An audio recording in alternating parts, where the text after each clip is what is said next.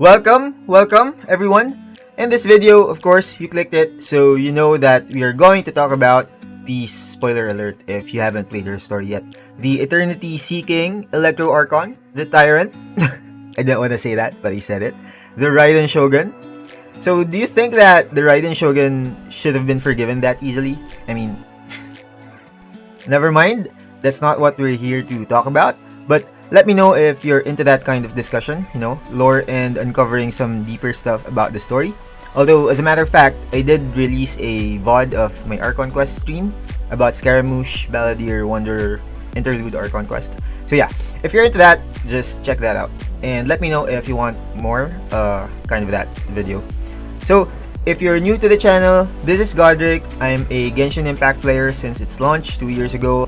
Basically, I just try to enjoy the game however I can in my own ways. This is Raiden's third run already, so most players already have decent builds, if not near perfect, and most of you already know how she works and how to build her. So if you're a new player or Raiden skipped you before, if you don't know how she works, basically, if you're thinking about getting her, this video is for you. So let's go and discuss about the Electro Archon, Raiden Shogun, A or Bal, however you want to call her. Okay, let's go.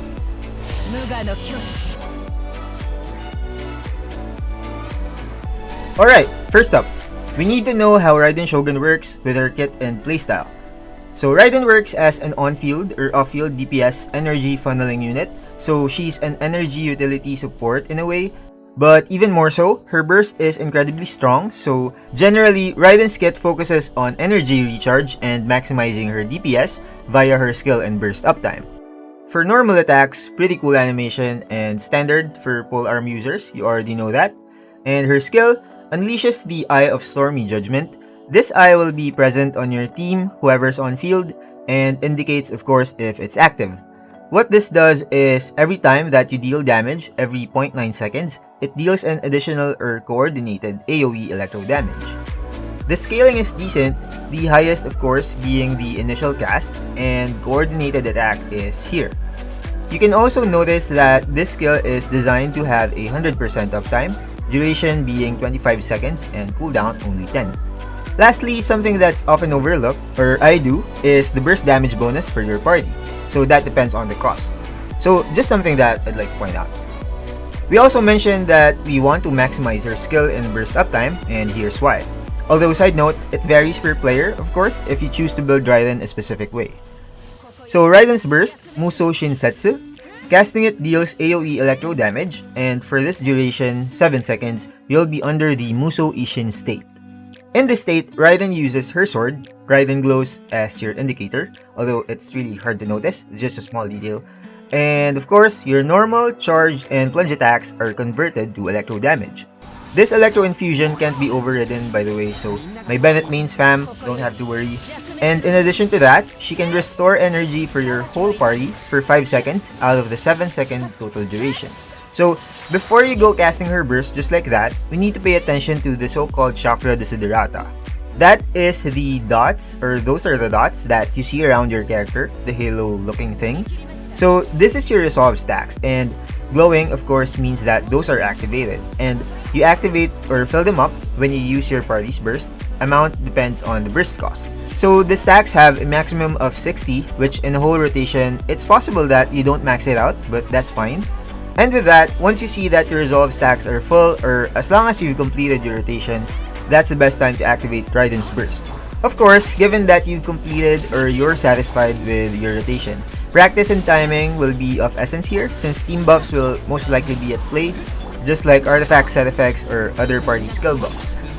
If you wait for the stacks to be full, it may just end up messing your rotation anyway.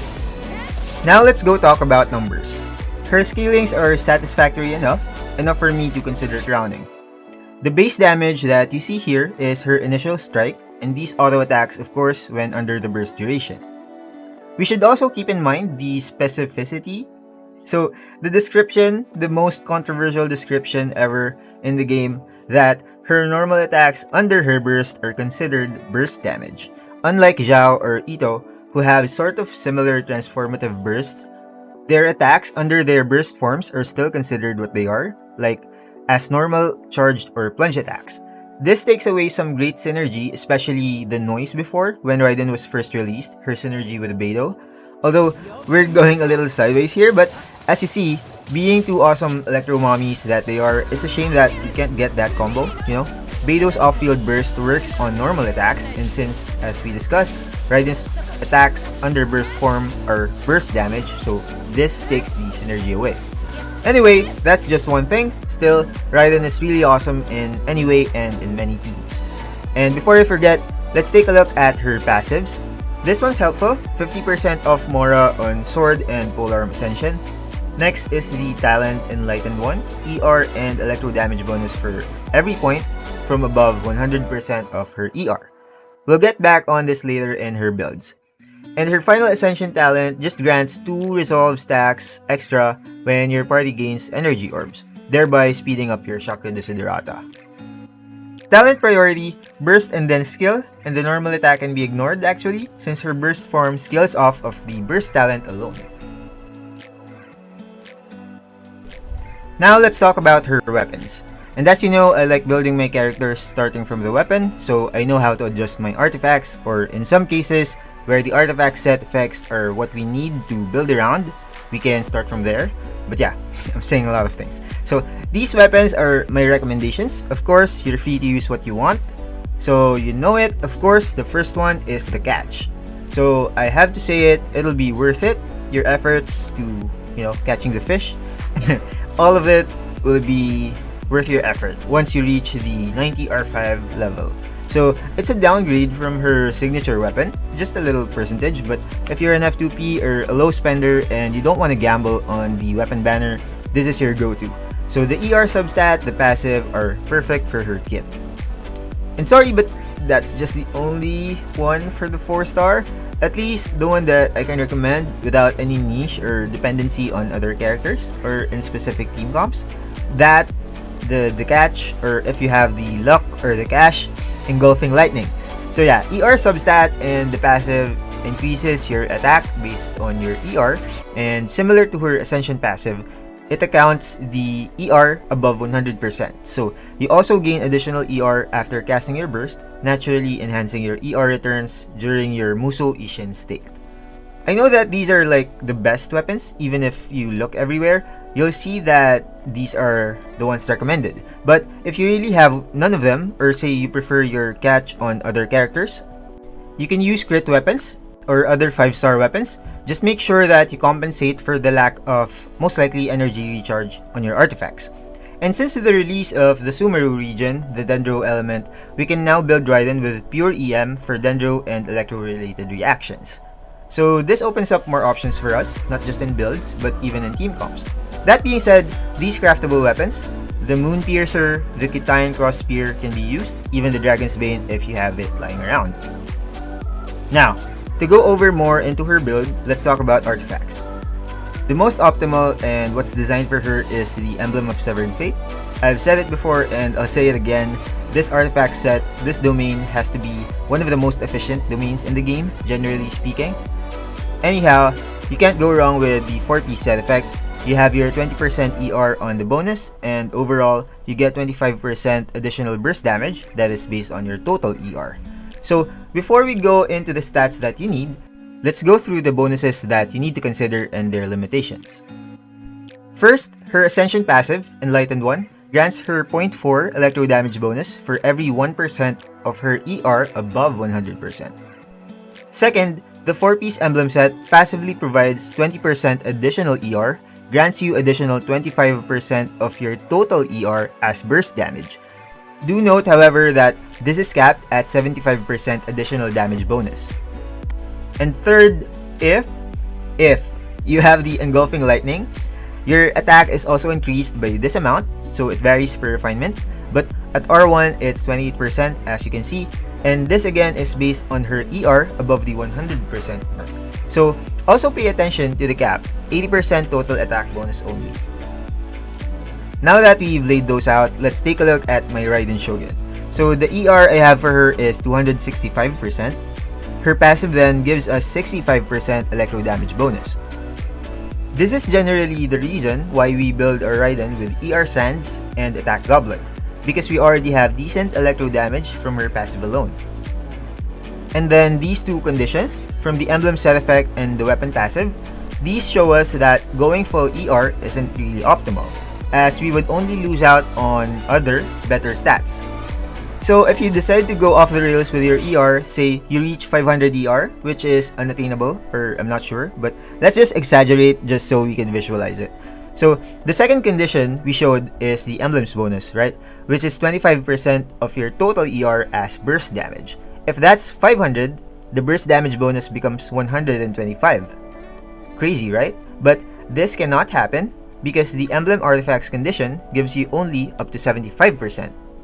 Similarly, if you have it, the engulfing lightning, each point above 100% of your ER is converted to attack bonus. So in my case, if I go for that 500 ER, I'll be able to get 28% of 400, which is 112. But then again, we are capped at only 80% bonus. I apologize for that lengthy lecture, but I hope that you understood the reason why we build our Raiden this way, uniquely, unlike other characters. And if you're confused about whether to build her this way or that because of using the catch or engulfing lightning, it should be the same because again, you're looking at her embedded passive talent, not to mention her best in slot artifact set, which is the Emblem of Severed Fate. Also, if you're looking at building Raiden as a Dendro support for aggravate, quicken those Dendro and Electro reactions, the new sets, 4-piece Gilded Dreams for generic Dendro reactions, and the Flower of Paradise Lost, albeit for Hyper Bloom reaction only. To summarize it, TLDR, ER Sands, attack Goblet, and crit rate or crit damage on Circlet, naturally depending on the substats of your other artifacts. I suggest her ER to be at a sweet spot of 250, but of course, we just love our artifacts and we can't always get what we want. Some side note, by the way, do not panic if her stats don't seem right. Some of her stats don't reflect unless she's deployed in your current party or on the field, especially her electro damage bonus. Lastly, if you're new to the game, never mind what I said about the emblem domain.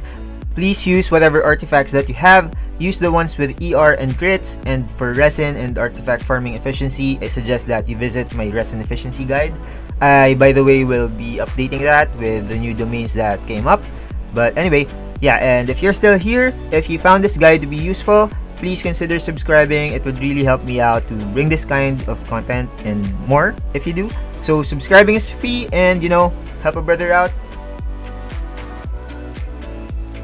Now that it's Raiden's third run, some players would be going after Constellations, which is tempting, I know, but let's see if they're really worth your fates and cash.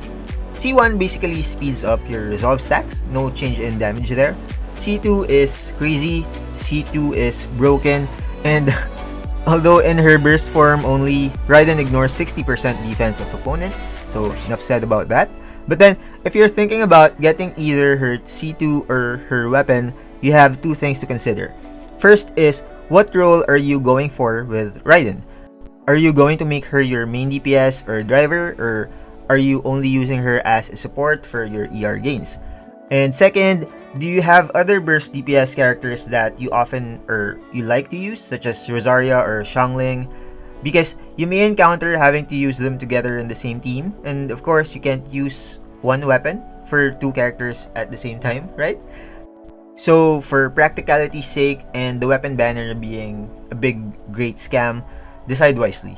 That's what I can say.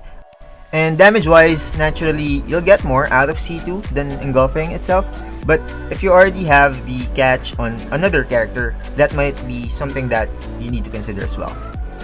And then C3 plus 3 levels to her burst, and this is where more conservative Raiden fans stop. So next is C5 plus 3 to her skill, and C4 is supportive and synergistic in a way. So after her burst form, the rest of your party gains plus 30% attack. C6 finally, C6 practically speeds up the rest of your party's burst cooldowns, so this really, speeds up everything, not just Raiden herself, but even the whole party.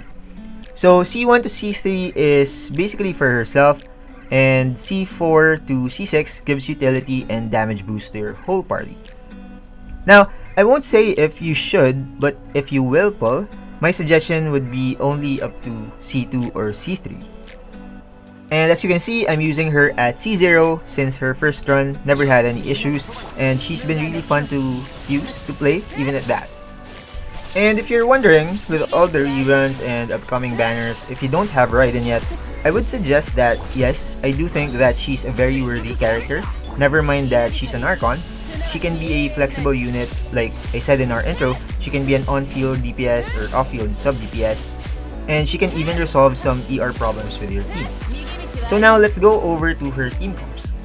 I've covered this over on my Yae Miko guide, my go-to mono Electro team, which is Raiden, Yae Miko, Bennett, and Kazuha.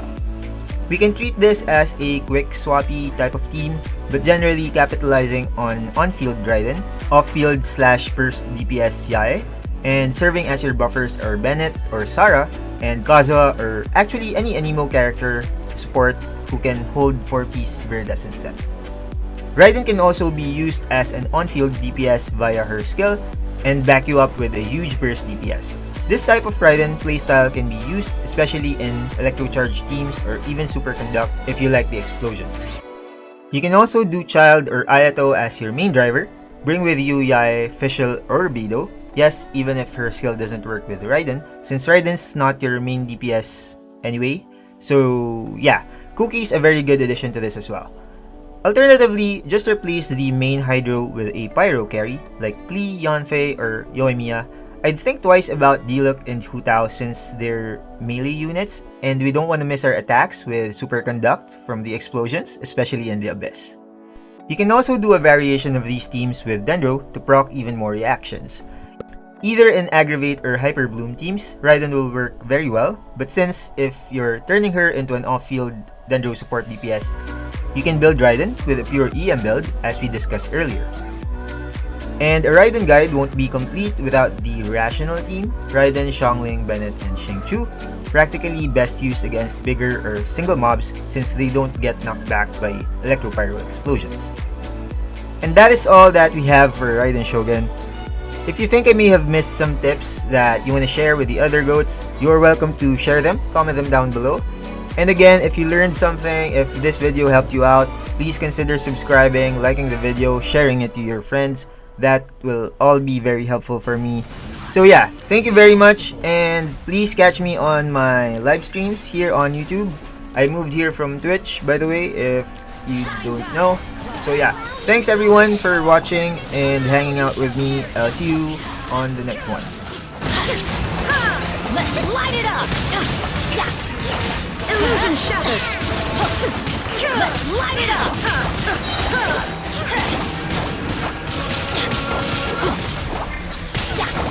Inazuma shines eternal!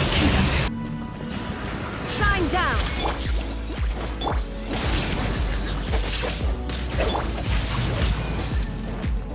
Teamwork is strength! Eat this! Let me leave you alone. There is no escape! Torn to oblivion!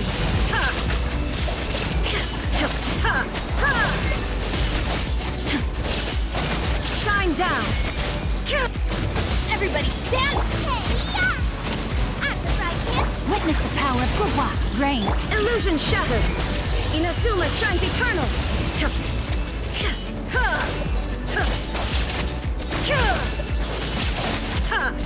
There is no escape! Goblet, get them! I see everything! Time to act. Rain cutter. Rain outlines your fate. Make yourselves a move! There is no escape! Inazuma shines eternal!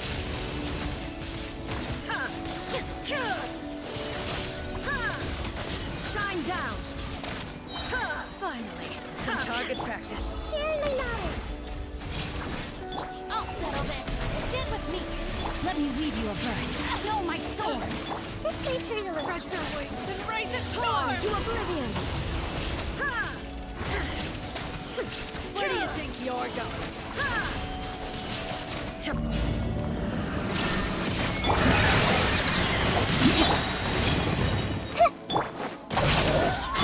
Let me weave you a verse. Yeah, this may hurt a little.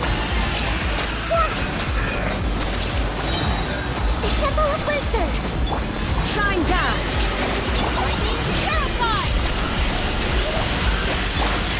Know my sword! Grow, grow, grow! Ring cutter! Now you shall perish!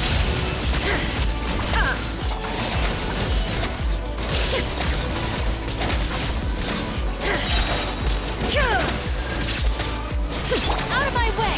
Our bond is strong! Rain outlines it! Make yourselves at home! This may turn a little. Witness the power of Goblet! Illusion shattered! Torn to oblivion!